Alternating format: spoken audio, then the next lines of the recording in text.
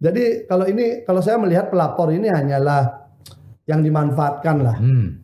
Pelapor ini hanya dimanfaatkan mungkin dengan berbagai pendekatan, memahami kejiwaan, mungkin dia ingin menjadi istri tapi gagal dan sebagainya, kemudian itulah dimanfaatkan untuk menjadi pelapor. Motifnya itu tidak sekedar urusan seksual yang begitu sederhana begini, tidak. Ini hanya pintu saja agar orang ini bisa penguasaan aset, penguasaan sektor ekonomi gitu ya. Kira-kira. Aset, ekonomi, mungkin keterpengaruhan. Sini. Anda bisa menunjukkan bahwa di sidang saksi korban ini mengirimkan message ya, chatting. Apa itu anunya? Chattingnya itu soal surat kronologis itu. Kok bikin begitu gitu? Kira-kira ini komplain lah. Mas Beki ini komplain. Saud, mohon maaf waktu itu saya dipaksa oleh Bu ini sama Mbak ini disuruh bikin begitu. Mohon maaf, tapi saya tetap setia sama kamu gitu loh.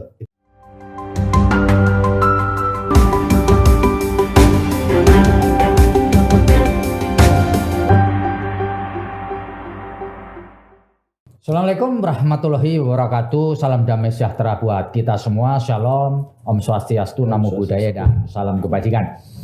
Tribuners, bertemu lagi dengan saya Feby Mahendra Putra, Direktur Pemberitaan Tribun Network. Sebagaimana kita ketahui, di Jawa Timur ada satu kasus pidana yang begitu mengemuka, menjadi bahan pembicaraan dan pemberitaan. Kasus apa itu? Adalah kasus tuduhan kekerasan seksual yang melibatkan anak kiai ponpes di Sidikiyah Jombang, namanya Muhammad Subki Azal Sani, ya, alias Mas Beki, akrabnya dipanggil, yang pada tanggal 10 Oktober 2022 yang lalu telah dituntut dengan hukuman menurut saya maksimal lah 16 tahun penjara. Jaksa penuntut umum menyebut bahkan tidak ada faktor yang meringankan dari terdakwa.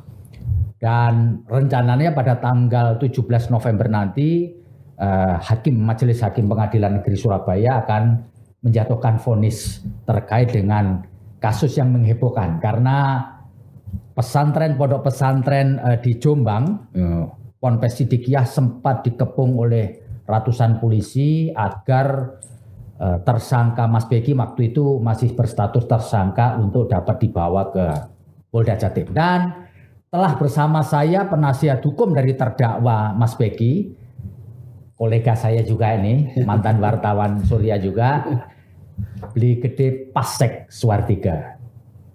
Siap. Ketemu lagi, Bli. Terima kasih. Iya, Bli luar biasa. Ini nostalgia. Bli ini luar biasa. Ya. Dalam berbagai penampilan Anda fight betul lah di dalam masalah ini, ya kan? Ya. Fight betul, melakukan berbagai upaya untuk membuktikan bahwa klien Anda tidak seperti yang didakwakan dalam surat dakwaan. Ya. Saya mau tanya satu dulu, Bli, bagaimana ceritanya Anda bisa masuk ke lingkaran kasus ini? Awalnya Anda kan tidak ikut, tidak di proses penyidikan, Anda tidak ikut, tiba-tiba nongol ini. Gimana ceritanya? Ya, nongolnya pas mulai sidang. Betul. Ya.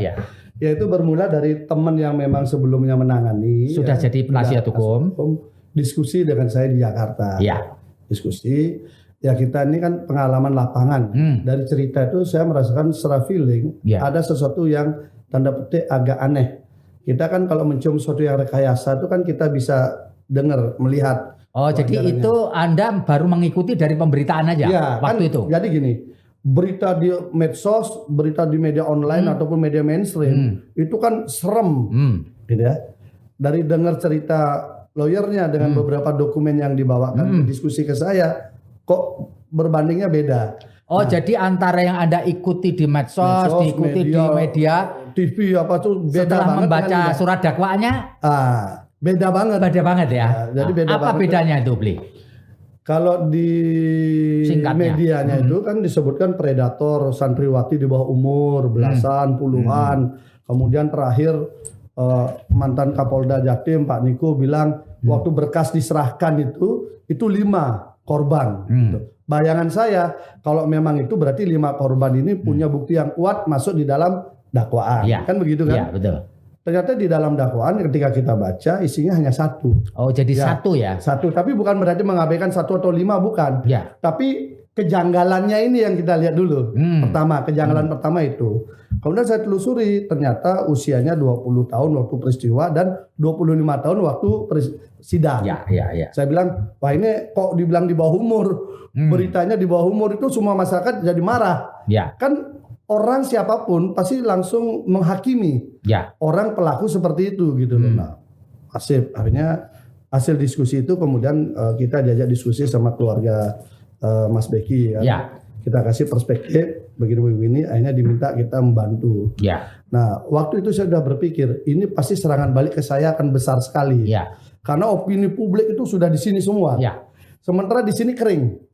Saya sudah merasakan ini, tapi kan saya dari dulu punya filosofi begini, bahwa keadilan itu tidak mudah dihadirkan, tetapi harus tetap diperjuangkan. Ya. Dia sulit memang hadir, tapi harus diperjuangkan. Bagaimana cara memperjuangkannya? Ya harus ini diangkat. Nah, singkat cerita, akhirnya kita ambil dan benar.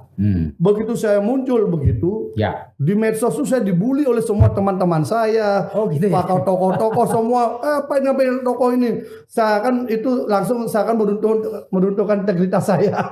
Jadi buliannya itu luar biasa ya? Buliannya luar biasa. Jadi seolah-olah Anda membela orang predator. Ya, predator seks gitu loh. Kan orang memandang kita selama ini kan jauh dari dunia itulah, dianggap idealis, sama integritas gitu. Kok tiba-tiba berbalik, kamu ada apa gitu gitu. Habis itu saya berpikir, udah, nggak apa-apa, dibully. Beli menanggapi nggak pertanyaan kolega itu? Iya, kita ini yang pasti saya sebelum mengambil ini pasti sudah saya kaji. Nanti saya akan jelaskan. Paling begitu. Ada yang nelpon, ada yang WA. Pokoknya lebih banyak menyesalkan, memaki, pokoknya itulah isinya. Iya. Habis belum lagi aktivis perempuan teman-teman itu kan, ngapain beli ngambil begini, melecehkan perempuan, wah gitulah. Padahal beli kan banyak perempuan suka mau beli kok digini, kira-kira gitulah ya. Akhirnya sabar dulu, nanti saya jelaskan. Udah kan? Habis itu saya langsung ke Jombang, habis bacaan dakwaan itu, saya langsung ke Jombang. Karena saya bilang ke lokasi. Ini dakwaan ada disebutkan lokasi A, B, C semua. Saya ingin cek. Karena lihat sendiri ya. Harus kita ikut konstruksi minimal dengan mata sendiri kan. Mata kepala sendiri. Akhirnya saya coba. Begitu saya lihat lokasi, sudah mulai saya ada bayang ini nggak masuk akal ceritanya. Jadi makin menguatkan Anda bahwa ini konstruksinya yang dalam dakwaan nggak masuk ya. Apalagi pasalnya kan pemerkosaan. Nah, itu kan dilihat dari tanggalnya, dilihat dari ininya. Kita tanya orang-orang di situ, lokasinya itu udah semakin yakin saya, dan itu saya share. Kemudian bagaimana stigma dibangkitkan di medsos itu bahwa Ponpes Sidikiyah ini kadrun, kemudian kelompok yang anggap radikal. Pokoknya sisi itulah. Beberapa influencer Jakarta membuat podcast beberapa kali menstigmakan itu. Loh, saya lihat kok kebalikannya. Gitu ya. Ya di situ sangat nasionalis. Beberapa orang yang saya tanya, bahkan anak-anak itu Indonesia Raya itu 3 stanza bisa. Kita aja nggak bisa. Artinya itu ada monumen Pancasila, macam-macam lah itu yang menunjukkan nilai kecintaan tanah air dan kebangsanya kuat. Akhirnya menambah saya yakin ini ada sesuatu nih. Saya gali. Sebagai mantan wartawan kita gali semua di luar dakwaan dulu. Kenapa barang ini ada? Ini selain itu tadi, ada yang menarik perhatian kita selain cerita atau apa yang muncul di media di medsos adalah munculnya Kepala Kejaksaan Tinggi Jawa Timur, namanya Bumia Amiati, yang dalam tanda petik terjun langsung di dalam proses persidangan, meskipun beliau hanya membacakan dakwaan dan tuntutan. Menurut Anda unik nggak ini fenomena ini? Sepanjang Anda menggeluti bidang hukum, pernah jadi reporter. Kalau saya sih, saya juga mantan. Saya belum pernah melihat kayak gini. Gimana menurut Anda? Langka. Langka ya. Langka. Boleh dikatakan langka karena kita mungkin belum pernah lihat. Jadi setingkat kejaksaan tinggi itu langsung Kajatinya datang. Langka memang. Saya juga kaget. Jadi langsung beliau. Wah ini keren juga nih berarti kasus ini kan. Udah. Kemudian tuntutan baca lagi. Maksimal 16 tahun. 16 tahun dan satu pun tidak ada faktor yang meringankan. Gila nggak? Itu juga saya lihat ini apa ini? Sepertinya ini sudah ada pesan ini kan. ada message gitu yang ingin disampaikan oleh penuntut umum. Nah kita ini kan orang politik juga. Ya. Ada pesan simbolik di situ. Ya. Begitu terlihat, saya udah berpikir ini sudah barang tidak bisa digoyahkan, ini sudah satu paket ini. Apa itu message yang menurut Anda ingin disampaikan dengan turunnya Kepala Kejaksaan Tinggi Jawa Timur, Bu? Bahwa Beki harus dihukum. Gitu ya. Beki harus dihukum. Ya. Jadi tidak lagi bicara benar atau salah. Ya. Tidak bicara lagi adil atau tidak. Ya. Pokoknya harus dihukum.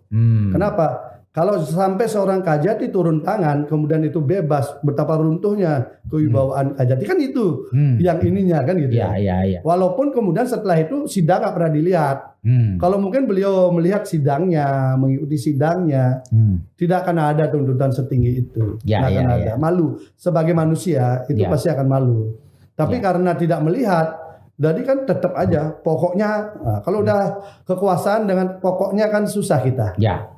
Bli, kapan Anda bertemu pertama kali dengan Mas Beki? Setelah menangani, kan Bli tadi disebutkan Bli Gede bahwa Anda baru masuk ketika dakwaan sidang itu. Di sidang dakwaan.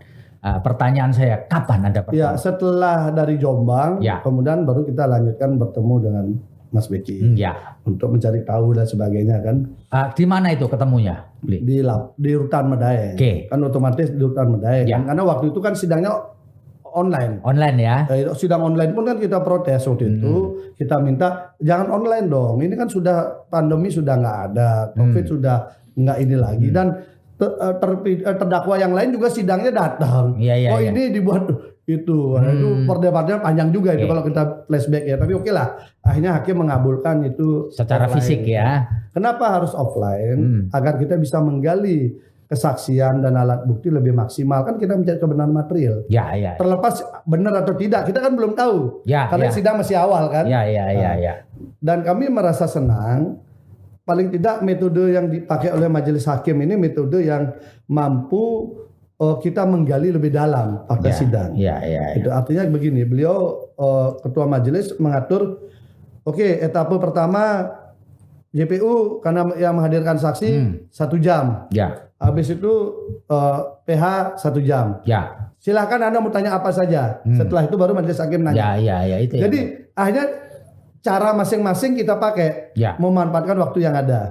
Setelah itu majelis hakim bertanya, masih ada waktu diberikan lagi. Berapa jam? 30 menit. Jadi sama semua. Dari situ kita kemudian bisa menggali lebih dalam. Makanya kami temukan total itu 70 kejanggalan dari kasus ini yang kasat mata. Kasat mata dari seluruh rangkaian dari persidangan. Seluruh rangkaian. Misalnya nih, Mas Baby kan bisa juga lihat semua penyidik tahu lah, semua JPU tahu. Kalau untuk kasus yang masih P19 itu bolak-balik itu, kalau lebih 3 kali kan sudah ada aturannya harus SP3. Ini 6 kali bolak-balik tidak SP3. Kemudian catatan JPU sebenarnya bagus-bagus. Misalnya nih, visum itu dipertanyakan karena visum di Jombang itu memang ada 3 dan bermasalah semua dari prosesnya, nomornya, surat, rujukannya, administrasi. Nah, lalu dimintakanlah visum ulang di rumah sakit yang berbeda, rumah sakit Bayangkara Surabaya, tapi tidak mau divisum korban. Nah, itu satu. Dan tidak ada tindak lanjut lagi. Yang kedua, soal lie detektor. Lie detektor ini kan sebenarnya bagus. Dengan kasus-kasus yang sifatnya sulit alat bukti, maka lie detektor ini bisa menjadi bukti petunjuk. Mas Beki siap dengan syarat sama-sama di lie detektor, sehingga ketahuan siapa yang bohong, yang nggak mau yang melapor. Nah, dan ini tidak tidak dipenuhi oleh penyidik, tapi kasusnya dilanjutkan oleh JPU. Artinya petunjuk-petunjuk JPU itu sudah bagus, tetapi tidak mampu dilakukan penyidik. Dilakukan penyidik nggak mau. Perkara jalan. Itu. Ketika Anda bertemu pertama kali dengan Mas Beki sebagai terdakwa, apa kesan yang ditangkap sebagai penasihat hukum? Ya karena kita lama di wartawan, saya begitu lihat pertama dengan cara bicara beliau ini orang bebas, seniman yang istilahnya tidak bisa beraktivitas di satu tempat, ya kira gitulah. Orangnya modeling, itu caranya. Kemudian yang kedua, saya lihat profilingnya dengan anak tunggal dari Ibu Sowatullah Umah, kemudian dengan lembaga yang begitu besar, pasti memiliki daya magnet cukup tinggi lah ya di kalangan lawan jenis. Good looking juga. Ya, good looking juga orangnya, dan komunikasinya juga sebenarnya enak, diajak ngobrol dan wawasannya luas. Ada yang membuat saya wawasan luas gini, ternyata orang ini suka riset. Oh gitu. Kalau orang-orang riset itu pasti orang yang selalu berpikir apa ya, antitesa, dia mencoba dan sebagainya. Makanya ada karya dia kemudian kan sudah terdaftar di Kemenkumham. Ya.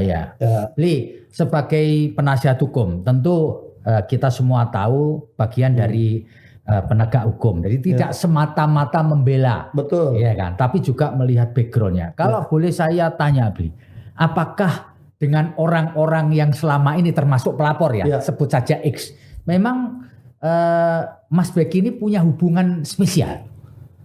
Kalau yang sama pelapornya dari konstruksi yang kita lihat justru enggak. Oh, dengan pelapor enggak ada? Enggak ada. Karena justru kenalnya itu kan ketika waktu interview. Waktu interview itu baru dia diketahui namanya siapa dan sebagainya. Karena santrinya kan ribuan. Nggak mungkin dihafal. Ya. Nah, akhirnya dia ingin tahu siapa yang mau ikut di RSTMC. Itu ditanya namanya apa. Nah, kenalnya di sana. Iya. Jadi karena satu korban di dalam dakwaan, kan ini harus kita buktikan. Ya. Dan sampai berakhir sidang, ya, justru yang ketemu itu kebalikannya. Kebalikannya itu artinya si korban kalau dari kasus pemerkosaan itu sangat jauh. Karena pemerkosaan itu kan harus ada kekerasan. Ya, ada. Ada unsur hubungan suami istri. Ya. Kemudian kekerasan dan ancaman kekerasan lah ya. Tidak ada hubungan suami istri tapi melakukan hubungan suami istri. Betul. Gitu kan. Nah, kalau kita lihat dari posisi itu dengan bukti kronologis misalnya ya, kan. Yang ada ya. Yang ada yang diakui dia tulis tangan. Tulis tangan diberikan kepada yang mastermind kasus ini sebenarnya. Jadi kalau saya melihat pelapor ini hanyalah yang dimanfaatkan lah. Pelapor ini hanya dimanfaatkan mungkin dengan berbagai pendekatan, memahami kejiwaan, mungkin dia ingin menjadi istri tapi gagal dan sebagainya, kemudian itulah dimanfaatkan untuk menjadi pelapor. Apalagi kemudian kasusnya sendiri, korbannya, peristiwanya, alat buktinya, kronologisnya sudah pernah ditangani Polres Jombang dan keluar SP3. Ya. Nah, di SP3 itu disebutkan itu jelas tidak cukup bukti. Gitu ya. SP3 itu keluar kapan dan berapa lama jaraknya dari pelapor menyampaikan laporan kepada polisi? Jadi ceritanya ada si A melaporkan bahwa si B ini korban pemerkosaan. Si A melaporkan bahwa si B korban pemerkosaan. Ya. Kasusnya diperiksa lah. Ya. Inilah dia berproses dari 2018. Ini divisum dia. Nama korbannya juga disebutkan.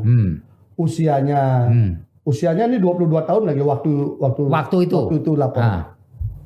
Proses akhirnya karena tidak cukup bukti gelar perkara. Gelar perkaranya itu 21 Oktober tahun 2019. 29 Oktober melapor ulang lagi korban ini. Nah, kalau tadi yang pertama itu yang lapor A. Yang ini yang melapor B. Oh, jadi yang kedua ini B sendiri yang melapor. Si B sendiri yang melapor tanggal 29. Tanggal 29. Ceritanya sama lagi. Ya. Korbannya dia dan sebagainya. Nah, SP3 keluarnya 31 Oktober. Jadi dua hari setelah si B melaporkan kembali perkara yang sama. Peristiwa yang sama, alat bukti yang sama, korban yang sama, cerita yang sama. Jadi sekali lagi dia lapor lagi tanggal 29, tanggal 31 keluar SP3 untuk laporan yang pertama. Yang pertama. Ya. Tetapi kan kalau di dalam pidana itu kan deliknya yang dicari, peristiwanya. Ya. Peristiwanya sudah disebutkan tidak cukup bukti. Ya. Korbannya juga sama. Ya. Alat buktinya sama, visumnya sama. Nah, habis itu berlanjut ini kasusnya sampai sekarang. Ya. Makanya kami melihat apa gunanya ada SP3? Memang SP3 bisa dibuka, tapi kan ada syarat. Ya. Ada peristiwa baru, ada alat bukti baru, atau lain sebagainya. Ini kan tidak sama semua. Bahkan di dalam dakwaan itu visum yang dipakai itu visum yang yang dipakai SP3. Oh, visum awal. Iya, 2018. Visum 2018 yang dipakai yang sudah dinyatakan tidak cukup bukti. Ya. Kenapa tidak cukup bukti? Memang karena hasil visum itu tidak bunyi apa-apa. Untuk terkait pemerkosaan 2017 tidak bunyi, tapi dipaksakan saja bahwa ini ada visum loh. Visumnya apa? Ya. Tidak ada bukti kekerasan, tidak ada, ini hanya urusan robekkan lama selaput darah. Oh, robek lama ya. Ya, tetapi saksi ahli mengatakan robekan itu ada pengalaman dia. Kalau 456789 ini istilah kedokteran. Jamnya itu 456789 itu robekan karena rangsangan. Kalau kemudian 11, 12, 13, 1, 2, 3 itu karena paksaan. Oh, jadi ada cirinya ya? Ada cirinya. Kalau dipaksa itu robeknya sebelah Kayak sini. ini, ya. Kalau dirangsang robeknya sebelah sini. Dan ini angkanya ini menunjukkan angka yang dirangsang. Jadi kan tidak ada urusan dengan kasusnya kan? Iya. Nah, ini kira-kira seperti, makanya bagaimana sebuah makna SP3 jadinya untuk kepastian hukumnya. Kemudian ada ini dilanjutkan, harusnya kan Dumas dulu. Ya. Si terlapor diperiksa dulu, Ya. klarifikasi lah, Ya. nggak ada. Ya. Jadi dari laporan kedua ini langsung jadi tersangka. Oke, Bli, dilihat dari konstruksi tadi hasil visum, berarti kan antara korban dengan terdakwa sekarang nih punya hubungan asmara lah, kira-kira gitu kira-kira. Kalau dikonstruksikan dicoba begitu, tapi nggak ada. Karena apa? Di sidang itu kita temukan mereka punya hubungan asmara dengan orang lain. Oh, si pelapor ini. Pelapor ini Ya. ada saksinya, Ya. ada buktinya, bahkan ada komunikasi via medsos antara saksi dengan yang pernah diajak sama korban. Dan itu hadir di sidang. Ya. Dilihat dan live. Artinya gini, kondisi real itu ada inbox pribadi, Ya. japri lah istilahnya kan, jaringan pribadi lewat FB. Dibuka tanggalnya, dibuka waktunya, dari FB yang sama masih aktif, ditunjukkan di depan persidangan masih ada dialog itu, pengakuan soal hubungan itu, itu satu. Ya. Ada saksi yang kedua lagi, sahabat dekatnya yang laki, teman main musik, Ya. satu kamar dia bercerita tentang peristiwa itu. Artinya ada dua saksi yang mendengar dari pihak yang diajak. Ya. Kemudian di kronologis, Ya. nama ini disebutkan juga oleh si korban. Ya. Makanya kita berkesimpulan antara keterangan saksi ahli yang menyebutkan robekan angka 6 dan 9 itu adalah akibat rangsangan, dengan keterangan saksi bahwa ini sudah punya hubungan asmara dengan orang lain dengan tahun tanggal yang jelas. Ini berkorelasi. Tapi tidak berkorelasi dengan peristiwa pemerkosaan. Karena robekannya itu tidak ke arah 11, 12, 1, 2, 3. Oke. Itu contohnya. Baik. Di dalam pemberitaan korban ini tidak satu. Banyak Banyak ya. disebutkan. Ya, disebutkannya. Nah, menurut Anda, apakah para korban lain itu juga disinggung dalam berita acara pemeriksaan maupun dakwaan maupun proses persidangan ini? Orang lain ini? Ada di BAP, Ya. ada di BAP dan ada dihadirkan di sidang. Tetapi ketika dihadirkan di sidang, tampaknya tidak memiliki kualifikasi alat bukti. Kenapa? Karena ini kan dakwaannya kan terkait dengan peristiwanya si B ini ya. Ya. Peristiwa si B. Yang dihadirkan ini tidak tahu. Oh, peristiwa dalam dakwaan tidak tahu. Tidak tahu, tapi dia menceritakan tentang dirinya Dirinya sendiri. ketika pacaran. Oh, jadi orang-orang lain sebagai saksi itu menceritakan apa yang dialaminya terkait dengan hubungannya dengan Mas Beki sebagai tersangka. Ya. Dan ada dalam hubungan 5 tahun. Dan dalam cerita itu memang ada cerita bahwa mereka sempat berpacaran dengan Mas Beki. Ya. Pacaran menjadi pemerkosaan kan jauh sekali. Ya. Itu loh. Ya. Dan makanya cerita ini tidak masuk di dalam dakwaan. Kenapa tidak masuk dalam dakwaan? Memang kan tidak nyambung. Ya. Karena antara kekerasan seksual ya. Iya, dengan kenikmatan seksual kan beda. Ya. Walaupun lokasinya sama. Oh, walaupun lokasinya sama. Lokus deliktinya kan sama. Ya. Artinya lokus deliktinya yang menyebabkan seksual kan sama. Ya. Tapi dengan kekerasan ataupun dengan kenikmatan kan beda dia. Ya. Pendekatannya beda, mensreanya beda. Ya. Nah, saya kira itu. Makanya Kan ada hubungan. Saya tanya, tahu nggak peristiwa ini? Nggak tahu. Lah ngapain dihadirkan jadi saksi? Ya. Karena saksi itu kan orang yang melihat, mendengar, mengetahui peristiwa yang didakwakan. Ya. Nah, itu. Makanya kami anggap, oh pantas ini tidak menjadi masuk dalam dakwaan karena nggak kuat. Ya. Tapi dihadirkan untuk memberikan perspektif saja. Tentu di dalam persidangan saksi korban wajib dihadirkan, betul ya? Betul. Nah, pertama lagi. Ya, menurut Anda sebenarnya penjelasan pasti saksi korban memberikan penjelasan mengenai apa yang didakwakan kepada terdakwa. Betul. Dari penjelasan saksi korban ini apa yang nggak nyambung? Patah semua. Patahnya gimana itu? Satu, adakah orang diperkosa lalu kemudian intensif komunikasi dengan pelakunya? Dengan memanggil chatting. Dalam konteks ini Anda bisa menunjukkan bahwa di sidang saksi korban ini mengirimkan message ya, chatting. Apa itu anunya? Chattingnya itu soal surat kronologis itu. Kok bikin begitu gitu. Kira-kira ini komplain lah. Mas Beki ini komplain. Saud, mohon maaf waktu itu saya dipaksa oleh Bu ini sama Mbak ini disuruh bikin begitu, mohon maaf, tapi saya tetap setia sama kamu gitu loh. Itu ada. Kemudian yang kedua menyebutkan cintaku, menyebutkan sayangku, dan itu intensif. Kan tidak mungkin. Sementara konstruksi yang dibangun oleh JPU bahwa si korban ini mengalami depresi, kemudian traumatik mendalam dan sebagainya. Ada nggak orang traumatik itu? Makanya kita kemudian hadirkan saksi ahli, Bang Reza Indragiri. Saya tanya bagaimana konstruksi korban pemerkosaan? Cenderung korban pemerkosaan itu menjauhi pelaku, trauma melihat pelaku, tidak mungkin dia mendekati. Tapi ini kebalikannya. Ini mendekati orang yang dituduh sebagai pelaku dengan bukti chatting yang diakui di sidang. Dia ngakui bahwa ngakui di sidang. Itu majelis hakim tahu juga, JPU tahu juga, ngakui kan kita hadirkan. Tanggalnya ada, jamnya ada. Bahkan ngirim foto lagi. Ya perempuan ini ngirim foto kepada yang laki. Nah, artinya apa? Konstruksi pemerkosaan itu sangat jauh.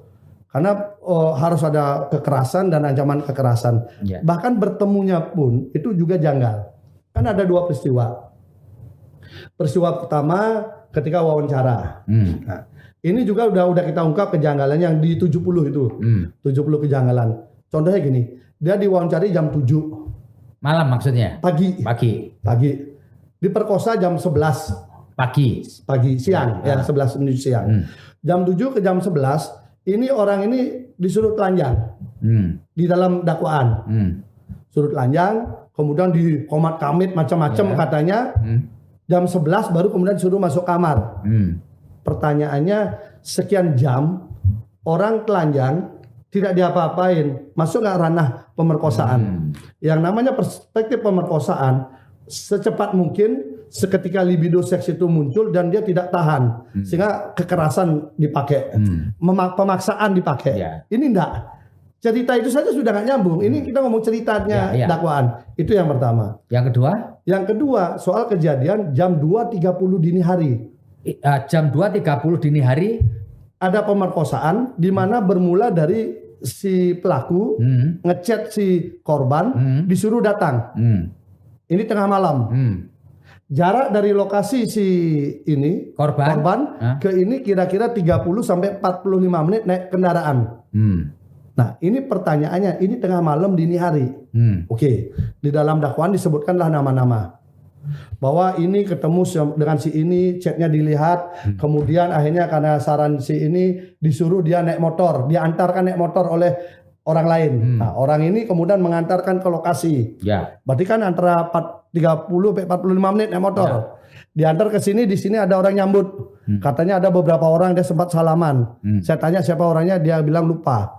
Tapi ada satu nama yang dia sebut. Kemudian ini katanya suruh nyiapkan minum. Baru kemudian si korban ini datang ke kamar pelaku. Pertanyaannya, ketika orang-orang yang disebutkan ini dihadirkan di sidang, baik dihadirkan oleh JPU maupun dihadirkan oleh kami, mereka-mereka yang disebutkan ini, semua mengatakan peristiwanya tidak pernah ada. Pertanyaannya lalu bagaimana si korban datang ke TKP pada tengah malam dini hari itu, seorang perempuan, di mana itu di desa. Angkutan apa yang dipakai? tidak muncul dalam tuntutannya. Di dakwaan ada, tapi di tuntutan udah hilang. Nah ini yang kemudian kita kejar. Nah, tolong jelaskan. Nah, kan gitu ketika saksi korban ditanya soal hal itu, bagaimana dia menjelaskan? Dia kan jadi saksi korban itu menceritakan bahwa si A ketemu si Basit itu, Abdul Basit, bahwa dia ngobrol, bla bla bla bla, chatnya ditunjukin, Abdul Basit ini menyarankan, udah kamu datang saja ke sana. Lalu dia teleponlah Edwin. Edwin anterin aku ke sana. Oke, datang Edwin naik motor. Lalu sampai itu ketemu dengan Aji. Kan ada nama disebut nih sama korban. Ya. Aji disuruh bawa minuman masuk ke kamarnya Mas Beki. Baru kemudian jam 2.30 itu terjadi pemerkosaan di dalam. Itu kan.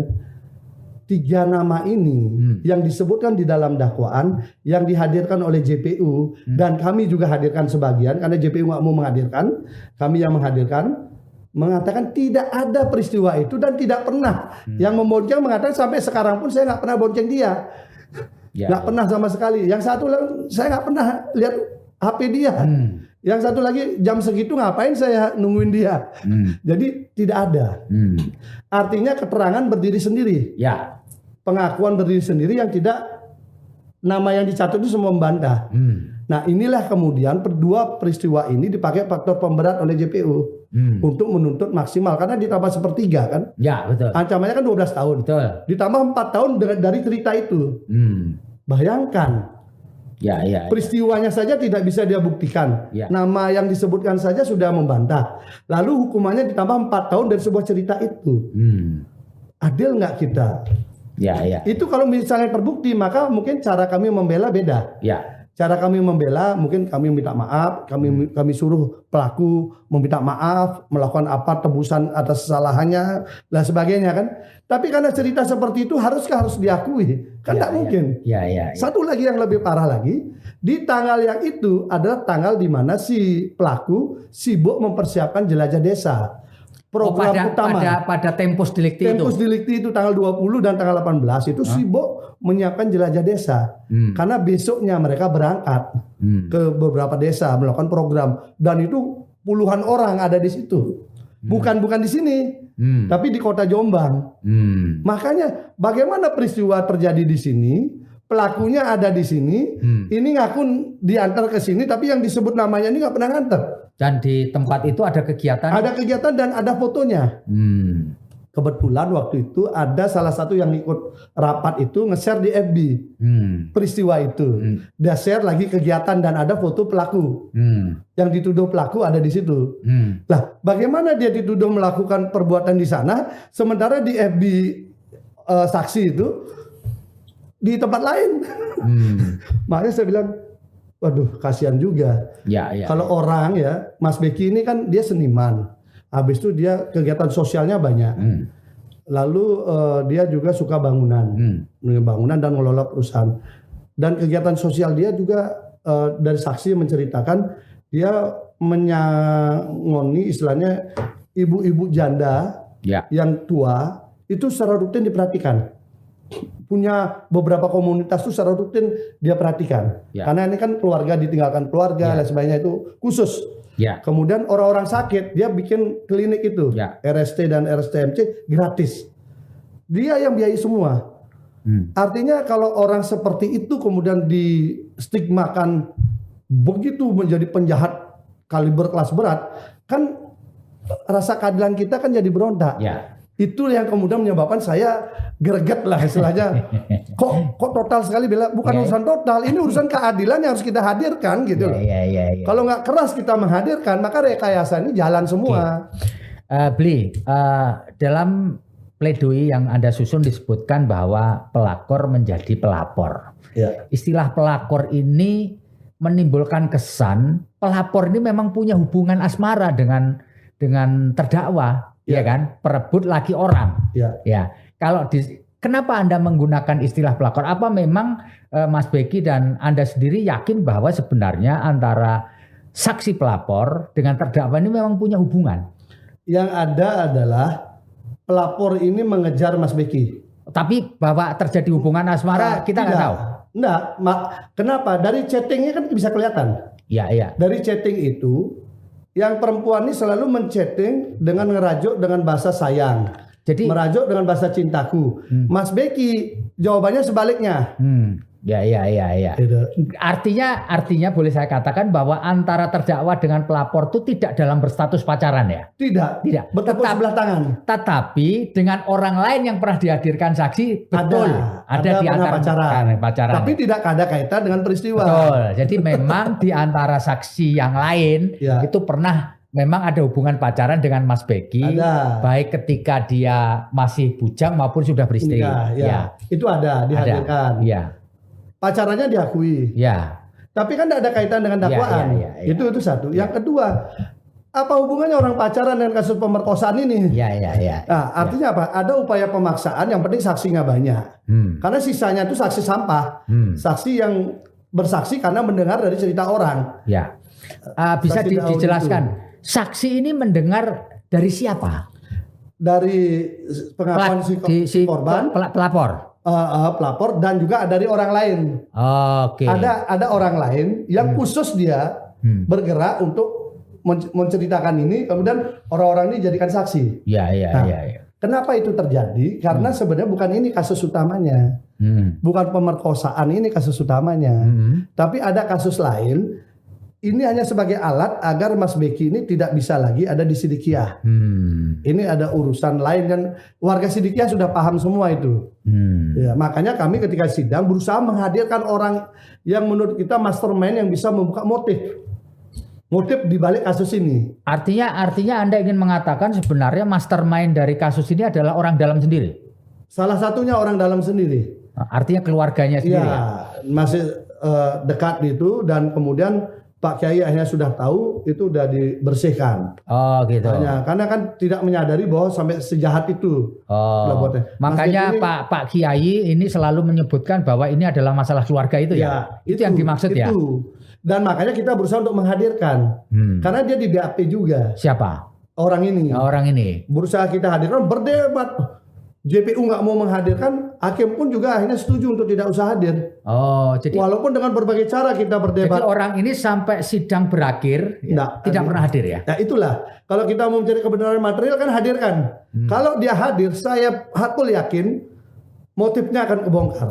Karena kita pegang alat bukti kan. Dan orang ini sempat diperiksa di berita acara pemeriksaan. Ada di BAP, tapi tidak dihadirkan di sidang. Alasannya apa alasannya? Banyak alasan, tapi akhirnya ketika kita berhasil memaksa, diperintahkan oleh hakim untuk dihadirkan oleh JPU, lalu dia membuat surat mengundurkan diri sebagai saksi karena hubungan keluarga ya. Padahal motifnya ada di situ.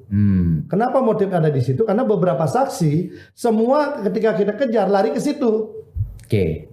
Sepanjang yang Anda tahu, apakah ada upaya semacam perdamaian dalam konteks ini? Pernah nggak ada upaya itu? Kalau di saya enggak ya, karena saya kan sudah di ujung. Nggak tahu ya, jadi nggak tahu ya. Jadi sebelumnya bagaimana Anda nggak pernah mendalami apakah pernah ada? Karena ini Mas Beki kan anak tunggal. Nego-nego gitu ya terkait dengan ini. Saya sih enggak, karena saya murni ke konteks hukumnya ya. Ya karena Anda masuk ketika perkara ini sudah masuk di persidangan. Jadi proses Anda nggak ikut ya proses. Bertahun-tahun ini kan proses lama banget kan? Yang satu lagi, yang berita media. Mas Beki ditangkap oleh ratusan polisi. Itu nggak benar. Yang benar gimana tuh? Yang benar ratusan polisi memang mengepung dan mengobrak-abrik Ponpes Sidikiah. Banyak barang rusak, banyak barang juga hilang. Itu sudah ada dan banyak juga kalau CCTV dihapus hilang itu kayak kasus Kanjuruhan kita nggak heran. Karena di situ juga terjadi juga. Dan tidak berhasil ditangkap. Tapi Mas Beki menyerahkan diri. Diantar oleh Pak Kiai dengan 2 orang polisi, bukan Kapolres Jombang, tapi Kapolres daerah lain, kemudian datang ke Surabaya, menyerahkan diri. Sesuai dengan janji Pak Kiai. Udah, jangan membawa aib ke pondok saya, karena pondok ini dibangun sebagai jati diri bangsa, kan itu ada tuh. Sampai itu beliau bilang, kalau enggak nanti aib kalian juga akan terbongkar, akan terbuka, bukan terbongkar, akan terbuka. Itu beberapa oknum polisi dengan gagahnya bicara, buka aja Pak Kiai, buka aja. Itu banyak yang mendengarkan. Buka aja, buka saja. Akhirnya Itu Pak Kiai terus kemudian mengeluarkan sebuah dauh Ya. dengan bahasa bintang-bintang berjatuhan, melati berserakan, puntung-puntung terapung. Itu ya. Bahasa dauhnya beliau. Iya. Nah, beliau ini kan orang tasawuf ya. Jadi sebagai mursyid dengan usia 94 tahun lebih, intuisinya jalan kan. Peringatan sudah disampaikan. Akhirnya beliau berikanlah kalimat simbolik itu. Bintang-bintang berjatuhan, melati berserakan, puntung-puntung terapung. Puntung-puntung terapung. Saya waktu itu kan belum paham lah ya. Ketika mendengar dari cerita-cerita itu, lalu mendengar ada video waktu beliau bicara juga, diulang lagi kalimat itu ketika dengan jemaahnya, diulang lagi kalimat itu, dan kemudian kita lihat memang betul banyak bintang yang berjatuhan, bintang-bintang orang yang mengobrak-abrik lembaga yang mengobrak-abrik Pondok Sintikiah. Boleh dengan kebetulan atau tidak, faktanya memang terangkai. Kemudian banyak melati juga kan, yang pangkat-pangkatnya melati kan kena juga. Lalu sempat ditanyakan kembali ketika peristiwa pertama muncul heboh Indonesia itu, apakah ini akan berakhir? Sudah berakhir Pak Kiai? Belum. Lihat saja nanti masih ada lagi. Muncul lagi kan Kanjuruhan, ada bintang juga jatuh, ada melati juga berserakan. Nah, puntung-puntung banyaklah kena itu kan. Dan ketika selesai soal itu, ditanyakan lagi, ditanya lagi kan penasaran. Banyak mana tanya, kira-kira bagaimana Pak? Apakah sudah atau belum? Muncul lagi kasus Teddy Minahasa dan berikutnya. Dan ternyata setelah kasus Teddy itu beliau mengatakan tetap belum. Oh, belum juga? Belum juga. jadi masih ada lagi dong nanti. Makanya kita penasaran juga kan. Masih ada lagi, apalagi kita nggak tahu. Puntung-puntung terapung sih kalau kita lihat medsos banyak sekali. Banyak sekali sudah yang terapung itu puntung. Puntung-puntung itu saya pikir ini karena punya pabrik rokok atau apa? Oh ternyata puntung-puntung itu maksudnya balok-balok ya. Oh gitu, yang melati-melati, oh yang itu. Jadi kita akhirnya kebayang sendiri. Jadi ini belum kelar ya, belum selesai ya. Kalau menurut penjelasan beliau belum. Makanya menurut saya memang ya saya akhirnya mengkaitkan dengan karena kan ada tempat-tempat sakral di Siddiqiyah itu yang diobrak-abrik dengan tidak menggunakan etika yang semestinya dibiasakan di sana, sehingga beliau harus mengulang lagi istilahnya kepercayaan di sana, melakukan itu biar kembali menjadi tempat yang disucikan kan gitu. Ini jadi urusannya antara percaya dan tidak. Tapi cerita itu ya jalan kita lihat. Meskipun Anda belum masuk ke situ ya, mungkin pernah nggak tanya kepada Pak Kiai maupun kepada terdakwa, mengapa sih selama bertahun-tahun dia bersikap dalam tanda petik tidak kooperatif? Ini yang salah juga. Sekarang gini nih, Mas Febi ini sebagai orang bertahun-tahun dikejar-kejar, dipanggil-panggil polisi untuk berbagai kasus, kemudian kasusnya nggak jelas. Gimana perasaannya sebagai warga negara? Itu satu. Yang kedua, dari dokumen ini kan kelihatan beliau kan diperiksa, datang diperiksa. Oh datang waktu itu? Datang diperiksa semua, kemudian tidak cukup bukti kan? Keluar SP3. Apa makna SP3 keluar? Berarti kasusnya kan tidak lanjut. Begitu kasusnya nggak lanjut, berhenti karena nggak cukup bukti, tiba-tiba dia dipanggil lagi sebagai tersangka. Gimana? Untuk kasus yang sama, untuk korban yang sama, untuk cerita sama, untuk alat bukti yang sama. Gimana kita sebagai warga negara? Itu ya. Saya mencoba memahami kan, karena kan saya belum dampingi. Kalau saya mendampingi mungkin beda lagi caranya. Karena waktu itu saya belum mendampingi, tapi saya mencoba memahami. Akhirnya dia kan jengkel. Saya ini sebagai warga negara kok kayak diburu, dicari-cari kesalahannya. Dan kemudian yang terakhir itu, dia menjadi tersangka tidak pernah diperiksa awal. Padahal biasanya sistem di kepolisian kan ada Dumas dulu, kemudian naik penyelidikan. Ini kan terlapornya kan diklarifikasi, habis itu di BAP, kemudian jadi saksi dulu, cukup bukti baru dinaikkan jadi tersangka. Ini kan tidak ada peristiwa itu langsung tersangka. Berarti ada kekuatan besar yang menekan ini harus cepat. Itu. Nah, apakah beliau tidak pernah hadir? Hadir, buktinya ada di BAP. Oh, di BAP awal ya? BAP di kasus yang kedua ada juga. Ya, tapi ketika dia setelah menyerahkan diri. Bukan. Oh, bukan. Enggak ya? Enggak, dia di BAP, sempat di Polda, di BAP juga. Oh, gitu. jadi dia sempat datang di BAP. Di BAP lah sebagainya. Bukan di BAP setelah dia menyerahkan diri lalu ditempatkan. Waktu menyerahkan diri itu kan sudah P21. Oke. Sudah P21 langsung tengah malam penyerahan tahap kedua. Mungkin satu-satunya kasus. Dini hari penyerahan tahap kedua. Jadi sekali lagi ketika dalam proses penyidikan laporan yang kedua, Mas Beki ini sempat memenuhi panggilan. Pernah. Ada BAP-nya diperiksa lengkap semua ada. Dan kemudian Pak Kiai sempat jatuh sakit. Nah, beliau akhirnya mengurus Pak Kiai. Itu dia abaikan. Ya.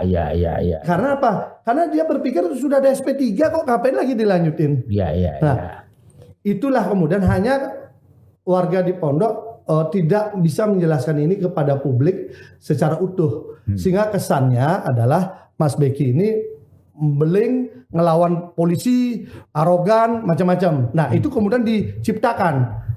Melawan polisi, melawan ini aparat dikesankan lemah dan sebagainya. Padahal tidak. Kalau gitu ngapain ada BAP? Ya. Malah dipertanyakan, kenapa sudah ada SP3? Kasusnya lanjut. Ya. Mestinya SP3-nya cabut dulu dong. Oke. SP3-nya mungkin dianggap bagaimana kan itu. Ya. Atau yang pelapornya menggugat SP3 ini dulu. Dianggap tidak sah kan begitu. Ya. Polisi kan tidak boleh melanjutkan dong. Orang ini dia yang mengeluarkan, polisi mengeluarkan SP3, polisi juga melanjutkan kasusnya dan SP3 ini sampai sekarang nggak pernah dicabut. Ya. Nah, ini maksudnya kemudian merasakan ketidakadilan. Ya. Perlawanan ketidakadilan itu dengan cara kemudian ya ini panggilannya nyusahin saya. Besok ini lolos paling dicari lagi saya. Akhirnya dia lebih mengutamakan merawat Pak Kiai waktu itu ya. Ya. Jadi kalau dia ditaruh DPO itu juga nggak benar juga. Karena DPO itu daftar pencarian orang. Kalau orangnya kabur. Orangnya ada kok. Tiap hari juga naik mobil sana kemari di Jombang. Polisi mau nangkap kan gampang. Kalau mau. Tapi kan harus dibuat cerita yang seram. Pondok diserbu sehingga menjadi isu nasional. Kemudian ini harus dihukum berat. Kan konstruksinya itu. Oke. Selain pihak internal, siapa yang berkepentingan supaya ini perkara ini jadi perkara menurut Anda? Ada kekuatan politik lokal. Ya. Itu dilihat dengan terlibatnya penyiapan fasilitas demo di pengadilan negeri dengan mobil plat merah oleh pemerintah setempat. Yang saya lihat ya. Jadi itu bukti-bukti nyata aja.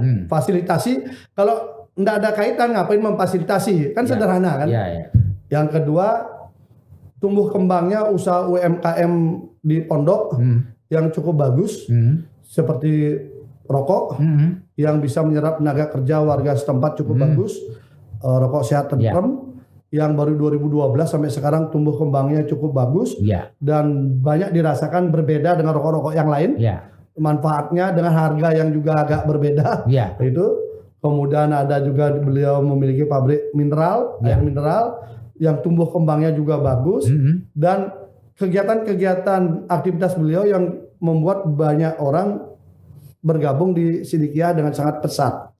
Ini saya kira menimbulkan banyak hal yang dianggap mengganggu eksistensi kan, eksistensi bisnis, eksistensi macam-macam, sosial, politik dan sebagainya. Walaupun mereka tidak pernah berpolitik, mereka fokus ke tasawuf, fokus kepada ajaran-ajaran yang diyakini untuk bagaimana mencintai tanah air dan juga berbagi sedekah dengan sesama. Saya sangat senang sekali dengan masuk di situ. Saya banyak dapat pelajaran, walaupun saya orang Hindu loh ya. Saya orang Hindu tapi sangat diakomodir di situ. Kita bisa ngobrol tanpa ada sekat gitu. Sangat Indonesia kita rasakan. Tapi banyak lembaga-lembaga negara yang ikut memantau, yang ikut melakukan intervensi atau apa. Jangan katakan memantau, udah intervensi aja. Dalam konteks ini siapa yang Anda maksud yang melakukan intervensi? Ya jelas LPSK. Dengan real pakai baju itu kan. Kompolnas, dia sampai hadir di sidang. Nah, tapi akhirnya kan hari itu juga dipermalukan juga Pak, itu kan Benny Mamoto kan, dengan kasusnya Sambo kan. Jadi langsung bayar tunai lah, langsung nggak pernah nongol lagi kan. Lalu saya dengar dari pengakuan Kementerian PPA, ya Perlindungan Perempuan dan Anak. Ini harusnya dia kalau mau jujur Itu perhatikan dong istrinya Mas Beki dan anak-anaknya Mas Beki. Dengan kasus rekayasa ini jadi korban mereka. Mas Beki punya 4 anak loh. Ya. Punya 4 anak, sekarang istrinya harus kerja keras ngurusin itu semua.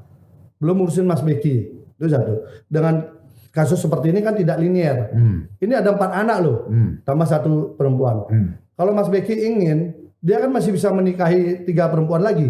Ya. Kalau mau. Ya. Nyatanya kan enggak. Beliau lebih memilih yang menyayangi anak-anak sama istrinya.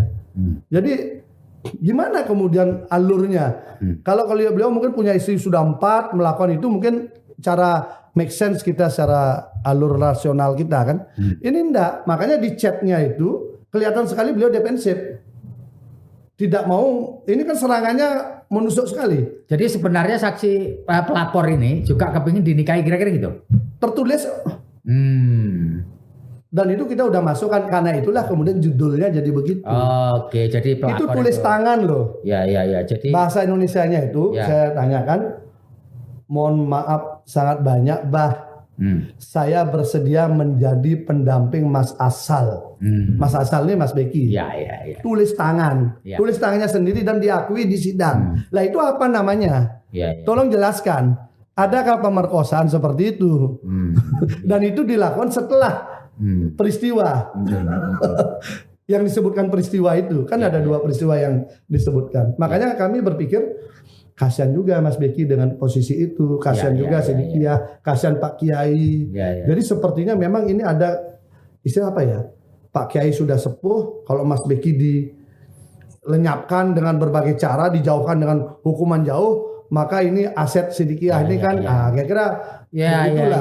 Jadi paham ya? Ya, perebutan lah ya. Motifnya itu tidak sekedar urusan seksual yang begitu sederhana begini, tidak. Ini hanya pintu saja agar orang ini bisa penguasaan aset, penguasaan ekonomi gitu ya. Kira-kira. Aset, ekonomi, mungkin keterpengaruhan, lanjutan, siapa yang akan melanjutkan ini nanti semua.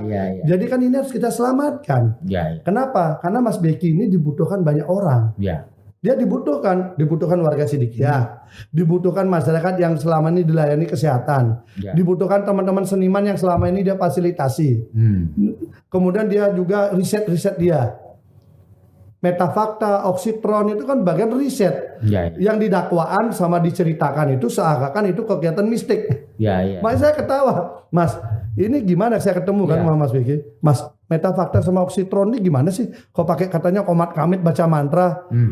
Itu tuh kita pelajari ilmu fisika, ilmu gelombang, frekuensi, maka kita pasti paham tubuh kita ini punya frekuensi, suara ada frekuensi, cahaya ada frekuensi. Nah, ini kemudian kita teliti. Kemudian ya konsep healing. Konsep healing musik kan. Dia makanya kemudian dia pengobatan dia itu dengan musik dan cahaya diatur sedemikian rupa. Jadi bukan klinik berarti ya? Bukan. Sangat ilmiah dan dia riset ya, dia uji coba, kemudian dia pemusik kan, jadi dia coba jenis musik yang menarik sehingga bermanfaat gitu loh. Jadi kalau boleh ditanya gitu Bli, sepanjang mengurus kasus ini berapa kali Anda berdialog dan bertemu dengan Mas Beki? Kalau selama sidang kan selalu ada, karena Mas Beki sebelah saya. Enggak, maksud saya kan selama sidang kan hanya formal, ketemu di luar persidangan? Di luar persidangan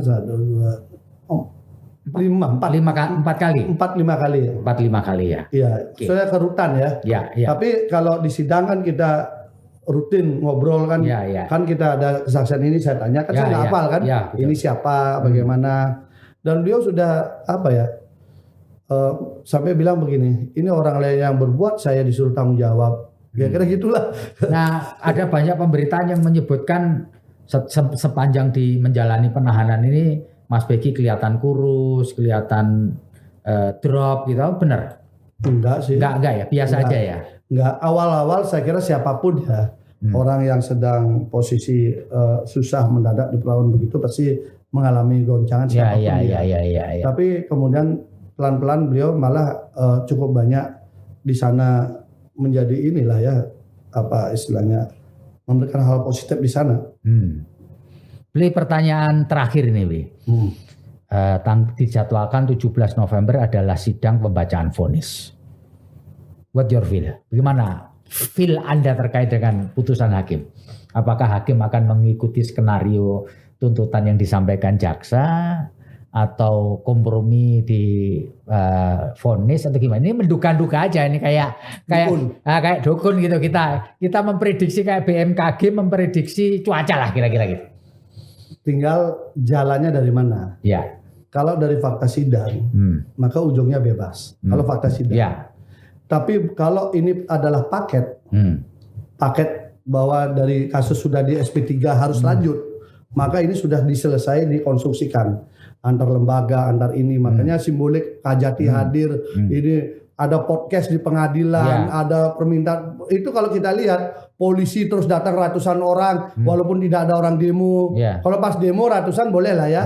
Tidak ada demo pun tetap banyak. Itu kan jadi kita pesannya polisi ini mau jaga siapa gitu loh. Apa kirim pesan juga kepada pengadilan. Nah, kalau saya melihat begitu, tinggal apa masih ada hakim yang berani tegak lurus dengan keadilan zaman sekarang. Kalau menurut cerita Reza Indragiri, dia mengatakan bahwa keberanian hakim untuk mencari keadilan itu semakin sulit belakangan ini karena beberapa faktor. Satu, faktor latar belakang. Kedua, faktor pengetahuan. Yang ketiga, faktor karir. Nah, faktor keempat adalah faktor lingkungan. Nah, saya kira masih ada nggak? Itu aja. Tapi paling tidak yang ingin kami sampaikan, pertama Mas Beki ini kan sudah divonis, dihukum di peradilan opini. Nah, paling tidak hari ini publik sudah mulai tersajikan mana yang fakta, mana yang fiktif. Publik sudah bisa menilai sekarang. Kemudian yang kedua, tinggal di sidang. Kalau hakimnya berani, maka putusannya bebas. Tapi kalau ini satu paket, maka paket ini akan berlanjut. Itu aja. Tapi kami yakin yang dikatakan bahwa bintang-bintang berjatuhan, melati berserakan, putung-putung terapung ini pun akan berlanjut juga gitu. Oke, gitu ya Beli ya. Baik, terima kasih atas ngobrol kita dengan penasihat hukum terdakwa Mas Beki atau nama lengkapnya Muhammad Subki Azal Sani. Kita mendapatkan perspektif yang lain lagi tentu dari kacamata penasihat hukum. Sekali lagi terima kasih. Sama-sama. Gede Pasek Suartika, moga-moga obrolan kita memberi manfaat bagi siapapun yang ingin mencari keadilan. Saya Febi Mahendra Putra pamit undur diri. Assalamualaikum warahmatullahi wabarakatuh. Salam damai sejahtera buat kita semua. Om Santi Santi Om, Namo Buddhaya. Salam kebajikan dan jangan lupa tetap jaga kesehatan.